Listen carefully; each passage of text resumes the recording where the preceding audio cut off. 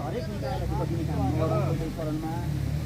हामीले जति सक्यौँ हामीले नसकेको कुरा चाहिँ सम्बन्धित निकायहरूले गरिदिनु हुन्छ भन्ने हिसाबले हामीले त्यो कुरा गर्नु सकेर चाहिँ मेरो प्रिय भाइ राकेश कार्की र सुरुवाल दाइले के गर्नुभयो भने युवालाई चाहिँ जनता बस्ती राखेर चाहिँ हामी पारदर्शी हिसाबले यो म्यान्डेट लिएर आकाशमा राष्ट्रिय झन्डा 12 फिटको राख्ने पूर्वबाट मकरी गाउँपालिका लगायत जिल्लाको सबैभन्दा ठुलो झन्डा राख्ने योजना बनाउँ भन्ने खालको एक खालको जिल्ला हुँदाखेरि चाहिँ हामीले यो पर्यटकीय क्षेत्र पनि अगाडि गर्ने त्यसलाई चाहिँ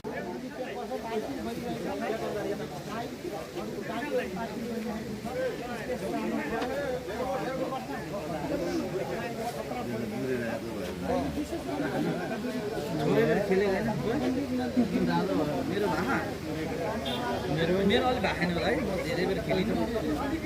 आधी घन्टा खेलेँ कता जाउँ न त काग्रे के छ काम छ यसले नयाँ चलाउँदै क्या हो अनि त्यही त